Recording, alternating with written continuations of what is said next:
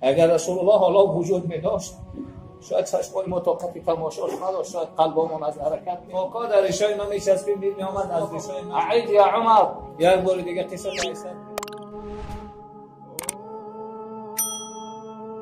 من گفت سه دخترچه ما زیر خاک دیگه دو تاش دو پروا ندارم. دختر سیوم گفت وقتی دست گرفتم صحرا میرفتم دخترچه ناز میکرد که با پدر استراحت برم. وقتی گفت قبرش میکردم خاکا در ریشای ما میچسبید میآمد از ریشای ما جدا میکرد. وقتی ماندمش گفت با چیزی وزبین زدم ناله کرد. گفت پدر جان من چی گناه کردم که این معامله را نسبتی من میگه همیشه قصه دامد. رسول الله گفت اعید یا عمر. یک بار دیگه قصه تایسر کن. هر بار همیشه میآمد میگفت اصلا گفت والله عمر اگر مسلمان نمیشدی آتش جهنم تو رو انتظار. لیکن اسلام توی کارا را از بین بود. ببین رسول الله را چگونه درس میده. روز میگه رسول اکرم صلی الله علیه و سلم قریب پیش از وفاتش بود میگه بالای منبر برآمد از همه بخشش پرسید. گفت اگر کسی را ماهجه گرفته باشم سخنی ناجا گفته باشم مرا ببخشه، اگر دعوا داشته باشه بیاید. میگه ابوبکر گریه میکرد، خالد ابن ولید گریه میکرد، همه گریه میکردن. یک صحابه دست برداشت گفت انا یا رسول الله من بالای که دعوا دارم. رسول الله گشتن نگاه کردن حضرت عکاشه است. گفتن انت یا عکاش، یا عکاشه تو بالای ما دعوا داری؟ گفت بله من بالای تو دعوا دارم. گفت یاد داری من گفتم 70,000 امتی ما به حساب و حسد جنت میروه، حدیث یادت هست؟ گفت بله. گفت تو خواهش کرده بودی که رسول الله دعا کن من از همه جمله شم، من در حق تو دعا کردم و دعای من در حق تو قبول شد، با وجود همین تو بالای من دعوا داری؟ گفت بله. رسول الله نمیمونم که دعوام تا قیامت برود در همین دنیا برابر کنی. و من نسبتی تو چی کار کردم؟ گفت یه روز مرا بدفیاق زده بودی همون تیاخه بیار که من تر بزن تا برابر شد. میگه فضل ابن عباس گریه میکنه بچه حضرت عباس که بیا مرا بزن.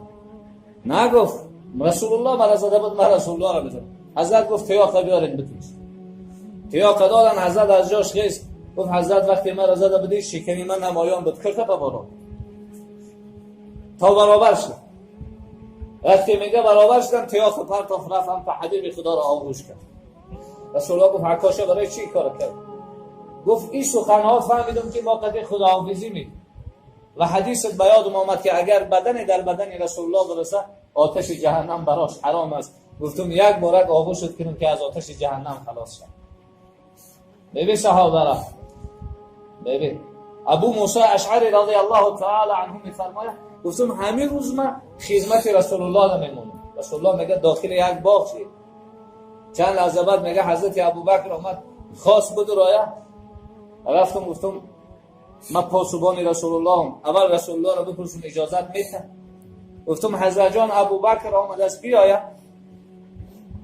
رسول الله گفتن فسلمه فبشره بالجنه. برای ابوبکر مرا سلام بگوش که جنتی هست. میگه آمد از این پهله است. چند لحظه بعد حضرت عمر آمد. رفتم از رسول الله اجازت گرفتم. گفت فسلمه فبشره بالجنه. سلامش بگو عمر ما جنتی هست. عثمان آمد، علی آمد. حضرت ابو موسی میگه خدایا همون روز همه رفیقام کاش که می آمدن تا همش جنتی را میفهمیدن و خبر توش از زبان مبارک میشه. و همین خاطر پدر و حال هم غنیمت است. حال هم غنیمت است. دوستهای پدر حتی عایشه مادرمون رضی الله تعالی عنها میفرماید روز فتح مکه شد میگه نگاه کردم رسول الله به یک کمپیرک میگه 1 ساعت زیاد صحبت کرد. چند لحظه بعد ایستادم میگه ریداش پرتاف اون مادر گفت در بالای ریدای ما بیش. عایشه مادر میگه حیران شدم که این کمپیر کی باشه که رسول الله قطیش گپ میزنه. وقتی آمد گفتم حضرت جان کی بود؟ گفت این دوگانی هم رحمتی عائله هم بود. دوگانی رحمتی خدیجه بود. که عایشه مادر میگه هر روز در خانه ما اگر گوسفند میکشتن یه لینگ گوسفند برای دوگانه‌های همسرش رای میکرد. بعد میگه عایشه کم اگر رشت نگیم غیرتش بلندی کرد. گفت حضرت جان خدا است یک کمپیر گرفت از او بهتر یک دختر داد حال هم یاد امورا میکنی. گفت هرگز این سخن نگو. اولین کسی به می ایمان آورده خدیجه است. اولین کسی که تمام مالش در راه الله صرف کرد خدیجه است. نگو گفتی سخن. در حال عایشه میگه گفت خدایا از غضب تو و از غضب پیغمبرت به تو پناه طلبم. احترام کنیم مخلوقای خدا، قدر کنیم. اگرچه در نزد ما به قدر باشن، در نزد الله قدر کنیم. کسی را کمبودی دیدن حکمش نکنیم. پیغمبر صلی الله علیه و سلم میگه کمبودی را دیدی تغییر بده حکم نکن فلیغیرهم میگه. همین خاطر خداوند از ما و شما پدر و مادر گذاشته باشه، خدا رحمت و مغفرت. تا حال اگر در درون قبر سوال و جواب داشته باشن، خدا سوال و جواب رو براشون آسان.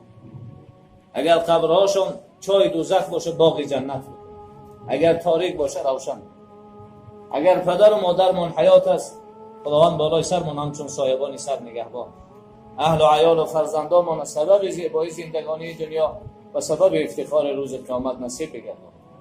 خدایا در این دنیا رفیقی با پیغمبرت نصیب نکردی، پیروی هم نصیب. خدایا صحابه ها می رفتن نزد رسول الله شکایت میکنند، اما امروز رسول الله نیست، ما شکایت به تو میکنیم. اگر در جنت دیدار تو نباشه و رضای تو و دیدار پیغمبرت و شفاعت پیغمبرت نباشه، ما در جنت در کار نیست. خدایا پیغمبرت آرزو کرد که کاش ما را میدید. اگر پیغمبرت میدونست که ما اینقدر گناه میکنیم، شاید آرزوی دیدار ما را نمیکرد. خدایا با آرزوی حبیبت ما را نصیب کن. خدایا کار تو به حکمت نیست. اگر رسول الله حالا وجود می داشت، شاید چشمای ما طاقت تماشاش نداشت، شاید قلبمون از حرکت میماند. خدایا روز قیامت ما را چشم بده، قلب بده که طاقت دیدار خودت حبیب می داشت. خدایا این وطن عزیز ما را از جمیع آفتهای آسمانی و زمینی در پناه اسمت نگهبان. از که بچه‌های در صحرا هستند، خدا به حال و رحم بکن.